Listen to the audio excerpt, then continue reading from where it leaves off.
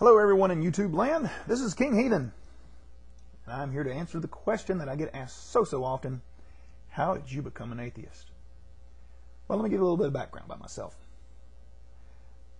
I grew up in a family of, my grandfather was a preacher, I have two uncles that were preachers, I have quite a few members of my family who are ridiculously devoted Christians. It was everywhere. So it wasn't very difficult for me to pick right up into it, and I did. I was a hardcore believer, and when I mean hardcore now, folks, let me tell you, I mean hardcore. They opened the doors, I was there. They had a revival, I was there. Bible school, I'm there. You name it.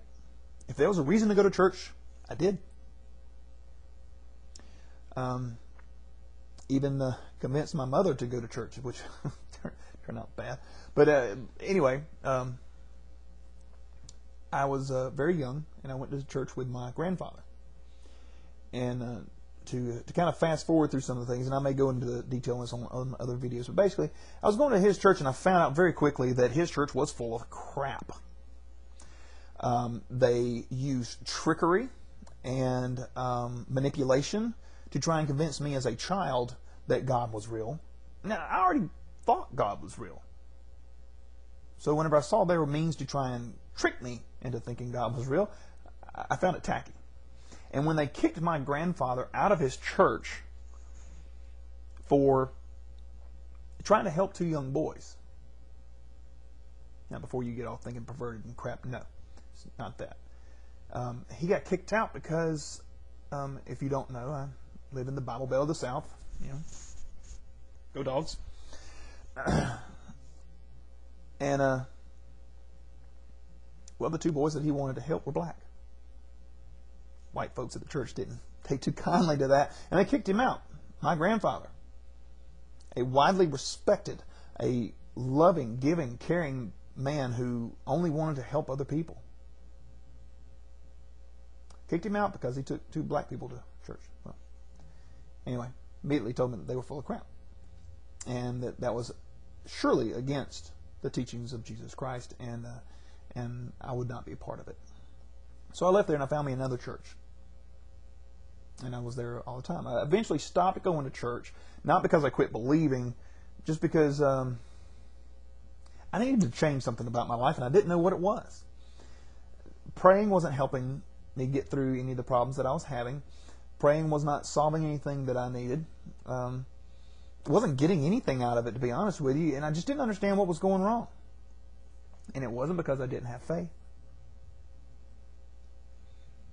I was a firm believer, and there I was at 12 years old, calling myself sanctified, whatever the hell that's supposed to mean, and getting praised by all these other people at my church about how great it was that I was taking such an interest. But I started reading the Bible, and I had a few questions, and the preacher couldn't answer them. So I decided I needed to start looking for answers elsewhere. Nothing against them. I had nothing against these people. They were all great. They were wonderful folks.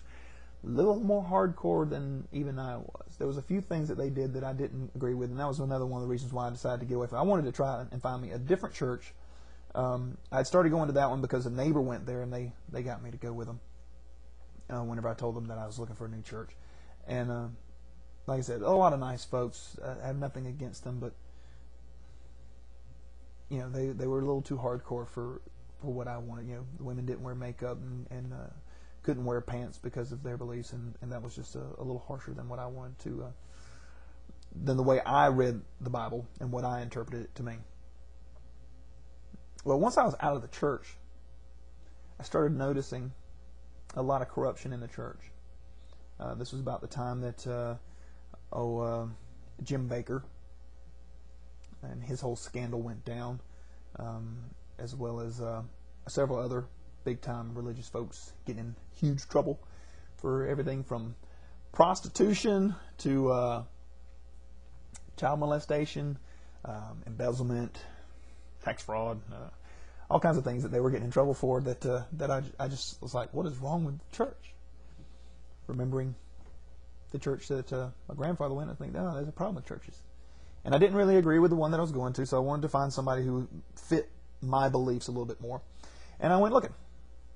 Couldn't really find any, though. Everywhere I went, there was hypocrisy and snootiness and everything else that I just did not think was a Christian way to be. And so I just couldn't find a church that I was happy with.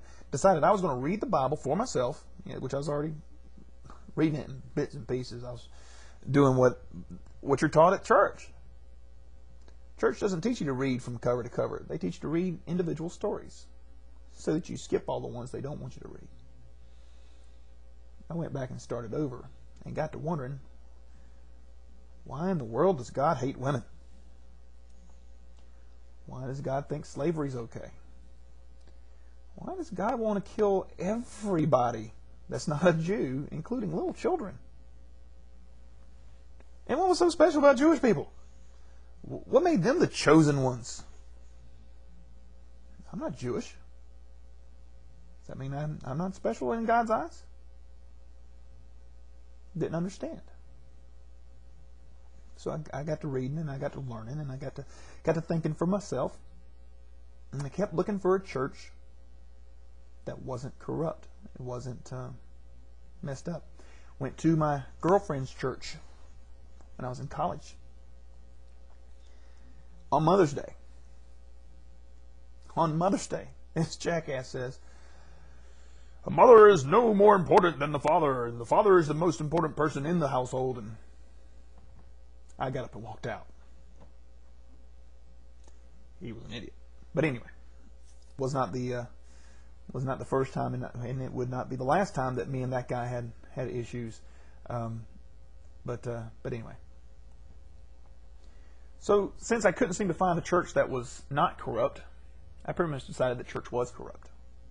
All of them. That they had misinterpreted the word of the Bible. And here's my Bible. Had it since December 28th, 1985. It's got my numbers in it and everything. My grandfather gave me this. My grandfather is deceased now, and I love him very, very much. He bought me this Bible to help me understand the world from the way he saw it. What irony that it would instead lead me away from what he wanted me to believe.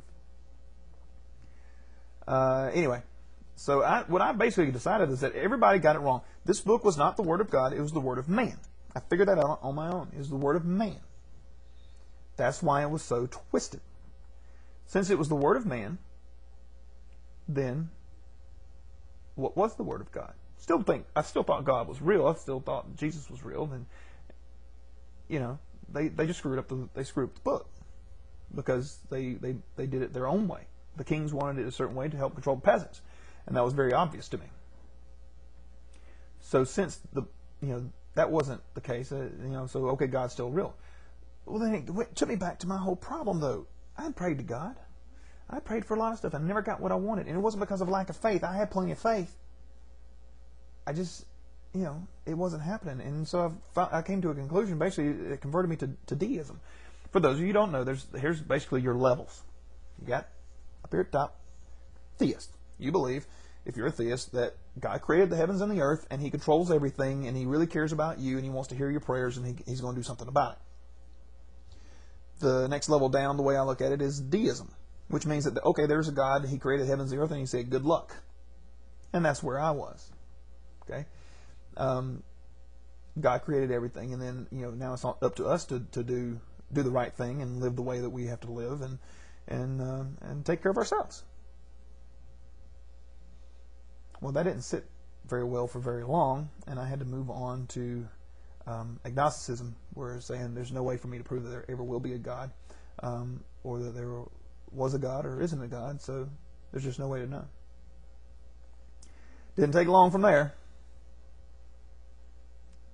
No evidence whatsoever for anything, and I had to accept the fact that atheism was the only way to do it.